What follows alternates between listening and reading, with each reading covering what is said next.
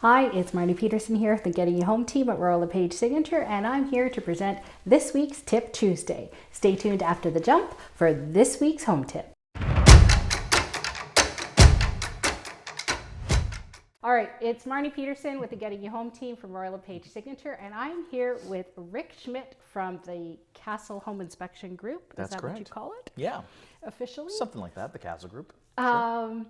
So we're going to ask him some questions about home inspections, what new buyers need to be looked for, what existing owners need to look for, and we'll kind of take it from that. We're just going to have a nice little conversation. Let's say we're looking at, I know we don't often do home inspections on condos. Right. And why is that? Well, because there's actually not a lot to really look at. When it comes to condominiums, there's a couple of different types. So you've got the shoebox in the sky, but then you've got the more townhome. Mm-hmm. Now, a condominium townhouse, as far as I'm concerned, is still a house. You still have the roof, the heating system, the electrical system, the plumbing, heating and air conditioning, an attic. And just because a condominium takes care of a lot of these things, are they? The condominium is only as good as its condominium board. Mm-hmm. And if there's a bunch of chefs on the condominium board, they don't know what to look for. So having a couple of engineers, and then just like anything else, just because your doctor is a doctor doesn't mean he's always right. It's the same with engineers and home inspectors. You've got to choose somebody who actually really knows their craft. Right. Just because somebody is in that position doesn't mean they could have passed by 51%. You just don't know if they're good at what they do or not. So you really have to go by how good is the condo board? How can they identify future costs and problems? The shoebox in the sky really depends on age. Yes, there's a couple of things, aluminum wiring getting into the older condominiums, is something leaking from above. Really, it's just about explaining how the heating system works.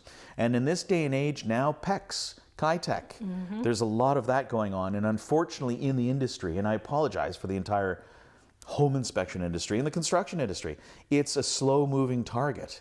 There are still so many different brands that we're not aware of. There's not one concrete list that's given to us. There's this one's under investigation. Well, that one is inconclusive. Or yes, there's a court case against this pipe. But just because there's a court case against a pipe doesn't mean that it's defective. Right? So there's just a lot of misinformation out there. And I can honestly say I haven't really seen too many failures when it comes to the actual pipes yet. But the longevity may not be there like copper.